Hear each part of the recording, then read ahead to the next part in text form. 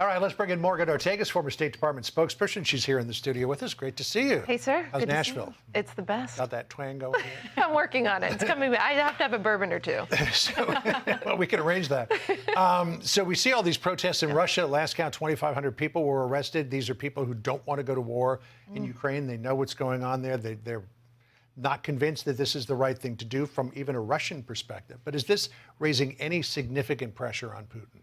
I think so, because he initially, at the beginning of the war, his propaganda machine was actually working quite well. I think you and I talked about it earlier this year when I sort of saw a failure in our intelligence community that we weren't able to counter his propaganda at home. So definitely for the first 4 or 5 months of this war, the Russian people were on his side. They believed it. Now you're seeing it turn as people come home in body bags. We're seeing the protest, as you mentioned, in over 37 cities, calling up hundreds of thousands of people. And if you're a parent, you know, in Russia, you know you're probably sending their child to the death. You could look online on Twitter and other places where they're showing videos of these rusted machine guns and terrible equipment that they're being assigned. So it's hard to win the propaganda war when people are coming home in body bags.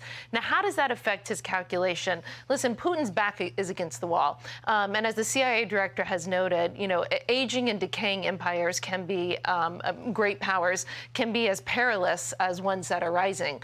So we can't take anything that he says lightly. We have to take it seriously.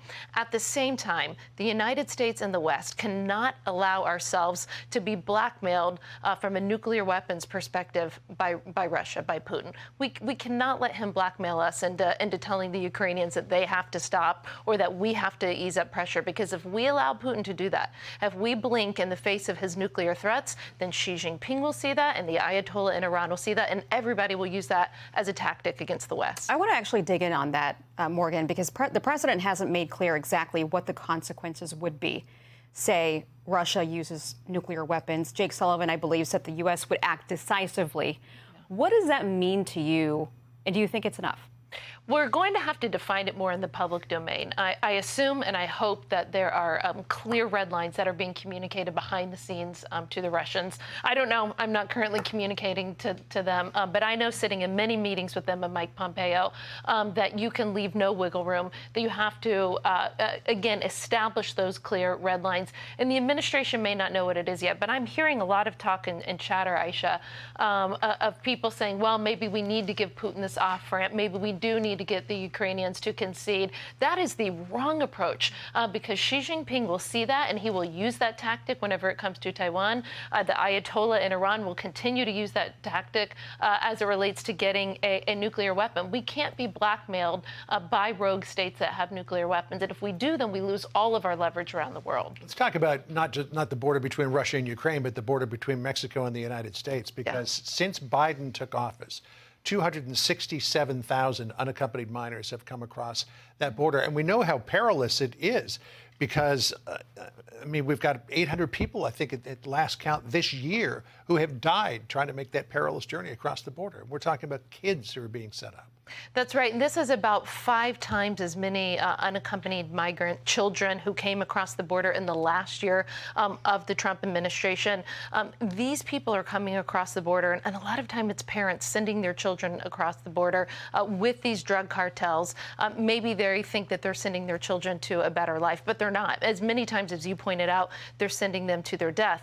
And for many of the young women, teenage women, you're seeing rapes, you're seeing human trafficking.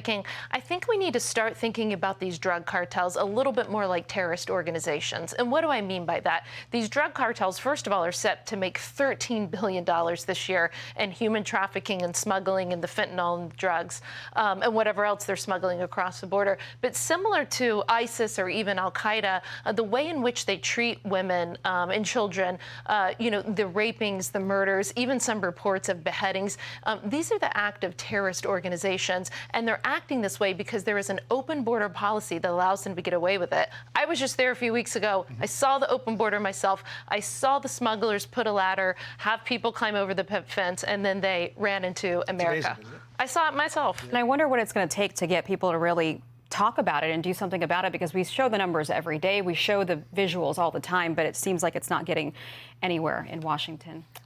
We need to talk about what is a humane border policy, and an open border that allows drug cartels and smugglers to take advantage and rape and human traffic young people and to hurt these children. That is not a humane policy. It's anything but. And as we saw on the screen a moment ago, in the last 2 years, nearly 5 million people. Incredible. Incredible. Great to see you. Thank you, sir. Thank you, Morgan. Thanks. I'm Steve Ducey. I'm Brian Kilmeade. And I'm Ainsley Earhart. And click here to subscribe to the Fox News YouTube page to catch our hottest interviews and most compelling analysis.